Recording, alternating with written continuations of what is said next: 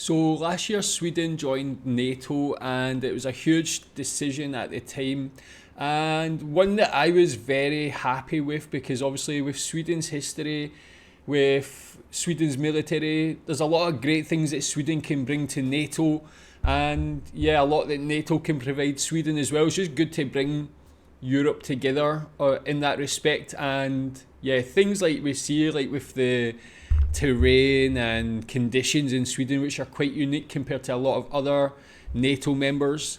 There's a lot that Sweden can bring positively to NATO. So going to watch this video today, Sweden's impact on NATO. You can tell me, being Swedish, how did you feel about joining NATO?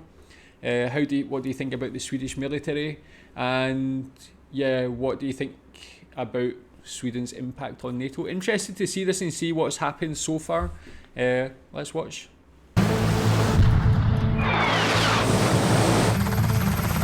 Right now, in this area, this is my office. This is my home ground. And it's well worth defending. For more than 2 centuries, Sweden kept a position of military neutrality.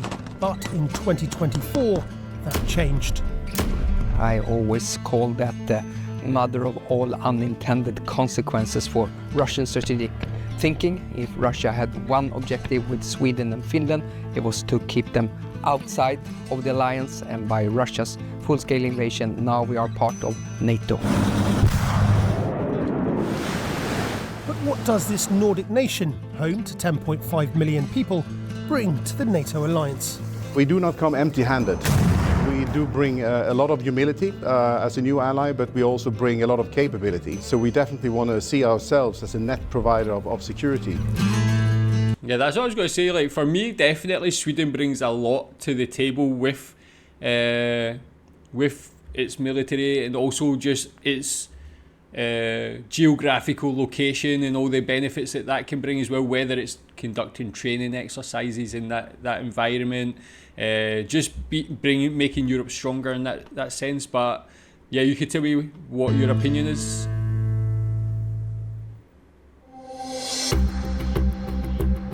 In March 2024, Sweden saw its flag raised above NATO headquarters in Brussels, becoming the 32nd member of the NATO alliance. It's good now that Sweden has a seat at the table that provides us a better opportunity to have influence, but also take responsibility for the alliance. Putin's full-scale invasion of Ukraine the turning point for a country that would otherwise have stayed militarily neutral, as it had done for the past 200 years. Supporting Ukraine is both the right thing to do and it's a smart thing to do. Of course, this is about decency and it's about humanity and standing up for the Ukrainian people, but it is also upholding principles which are crucial for a smaller country like Sweden. Rule of law, the European security order, and a rules-based international order. As the nation with the longest coastline on the Baltic Sea, a key strategic waterway connecting northern and eastern Europe, and with its proximity to the Arctic, Sweden's position in Europe is key to Euro-Atlantic security. Leaning on the many years of close partnership with NATO, we have embraced a lot of the methodology that comes with standardization and building interoperability. We can now plan and work together, not as a unique entity, but as an integral part of NATO.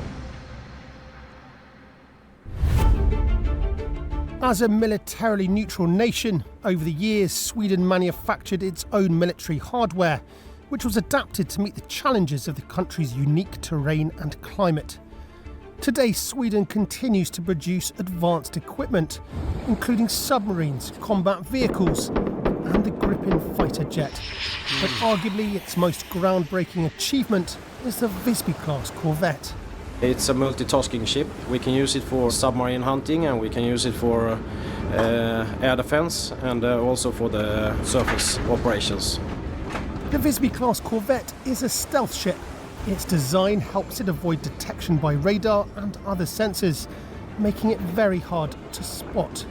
And its ability to navigate through shallow waters makes it ideal for Baltic Sea operations. Our profession is to use this ship in an attack from the archipelago in the Baltic Sea. That's what this ship is built for. We are very familiar with the environment in this region, and this ship is built for the environment around here. That's awesome, man. I knew that Sweden produced a lot of like things like this, vehicles or hardware and so on, but I didn't know specifically. So it's really cool to see this in action. See it. It just looks cool, but its functionality is obviously excellent as well. It shows you like every country that joins NATO, or every country obviously are in their own geographical location and has its own challenges, so they come up with things to deal with those challenges, and this is what Sweden's obviously done, being beside the Baltic Sea. But maybe I'll watch a video just on this. I would love to know more about what went into the creation of this, more about the functionality of it, and the other vehicles as well. If there's any other interesting military vehicles or hardware that Sweden produces that you think would be interesting to learn about, please tell me about them as well. This one definitely, I'll try and find a video on it soon and watch that. But yeah, you see it's important, like geographically, like I said, like Sweden's so important, especially in that Baltic Sea. And like you see, like recently, I don't know if it was in the Baltic Sea or like in this region where China, Russia were sabotaging communication lines, and it's so important to like have that support of Sweden and Finland in these times, and for NATO to be able to provide support as well, I guess.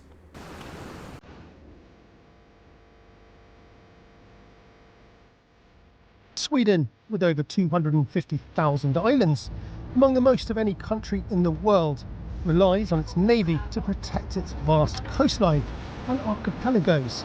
A key component is the amphibious corps, which specialises in coastal defence. Since the Swedish coastline is very different, thousands of islands, from small ones to big ones, with trees, without trees, the system that and the capabilities that the amphibious battalions holds, it's also unique in the world, I would say. We bring our own sustainability. We live and work from our boats that are designed to operate in these conditions. Operating from the domestically designed and built Combat Boat 90, the amphibious corps have been active in these archipelagos for centuries and know the region better than anyone. Our main operation area is where the sea meets the land. Either it's an open coast or archipelago.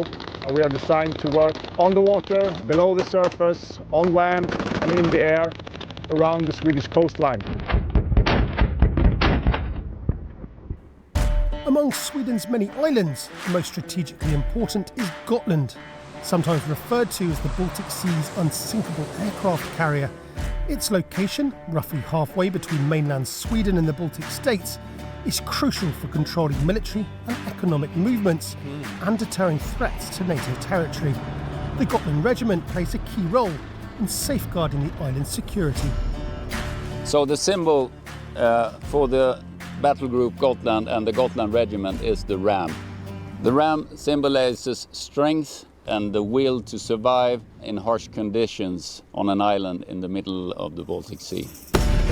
That's awesome in itself. Yeah, I never knew about Gotland. I don't know, maybe I've seen it mentioned on videos before, but even that would be quite cool to get a bit of a deeper dive on that one. And yeah, like comparing it to like an aircraft carrier is quite a interesting like analogy, being its location and if it's being heavily used for military.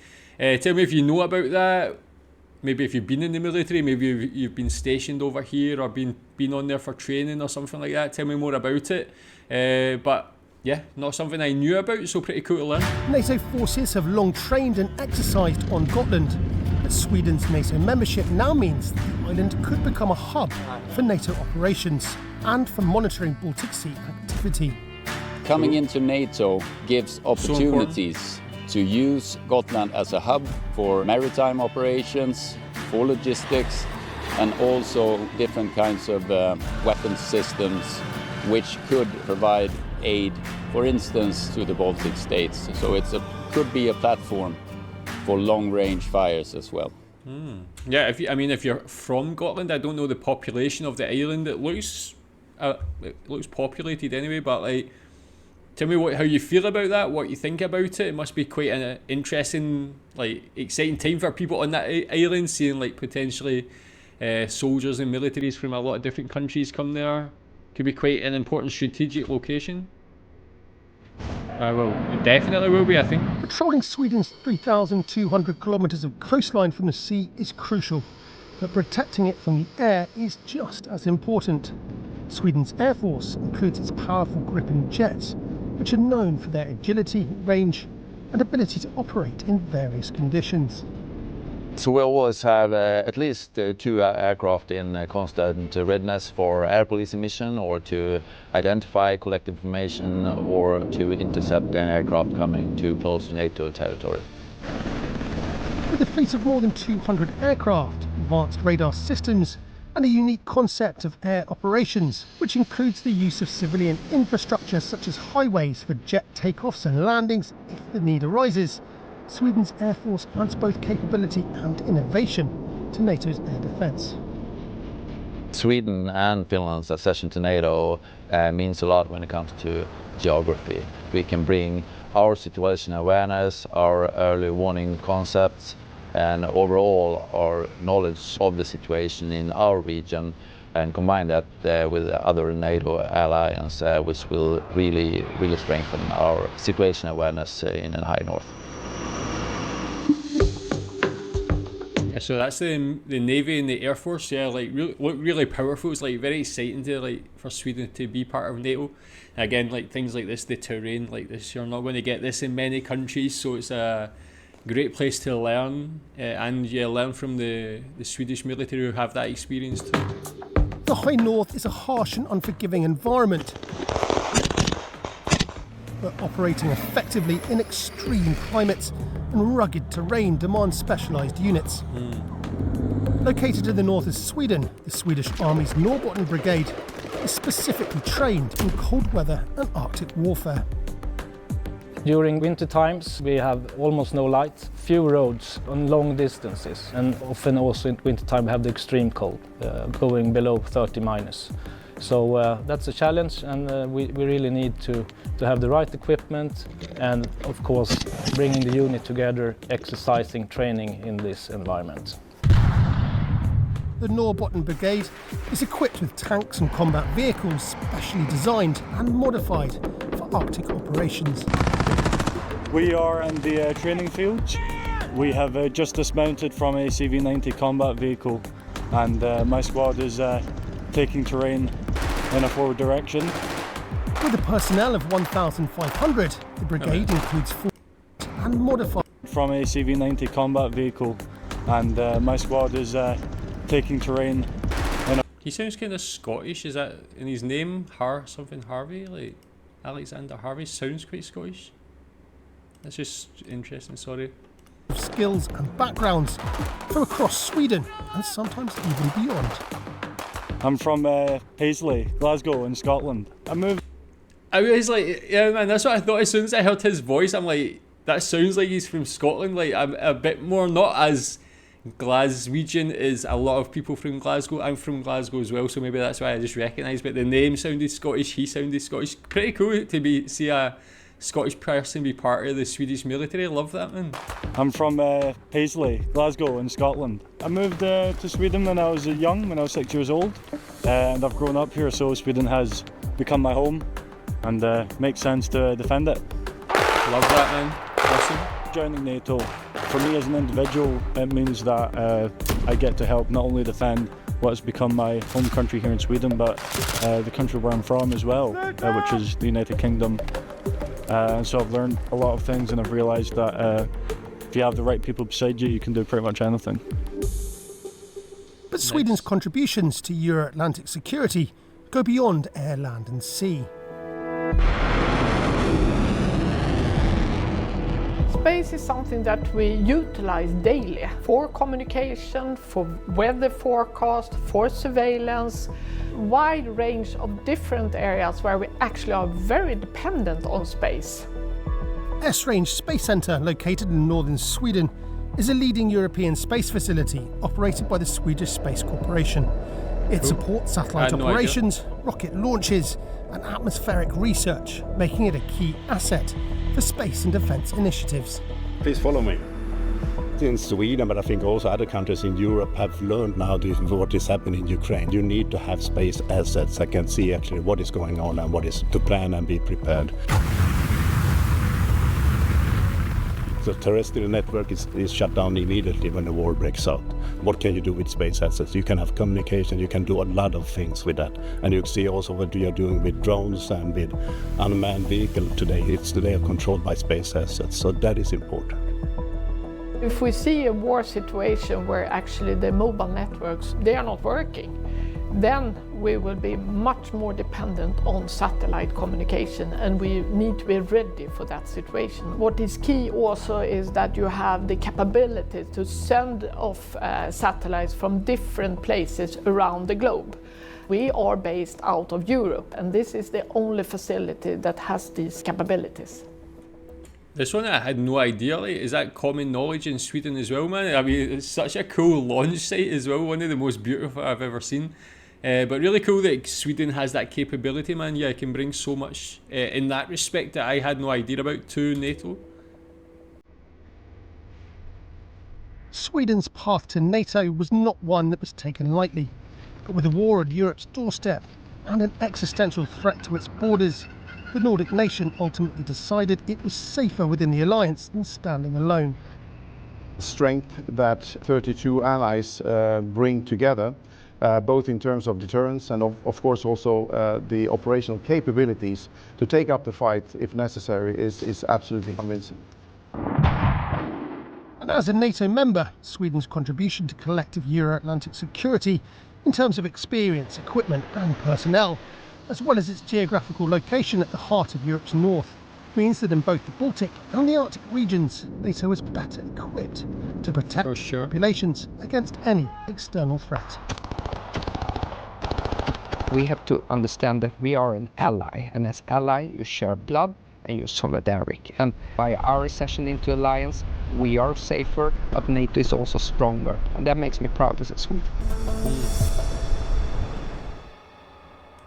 Yeah, that's like the thing, it's like beneficial to both parties. Like, that's just exactly what you want out of something like that. Like, both can help each other, which is, yeah, a great thing. And like, really cool to get a deeper understanding of, yeah, the Swedish military. Is not again something I don't really know too much about, so I'll definitely want to learn. It makes me want to learn more about each part of that, whether it is the innovations and equipment that Sweden produces, even things like the space activities that Sweden takes part in as well. There, a lot of cool things. Tell me what you think about these. Thanks.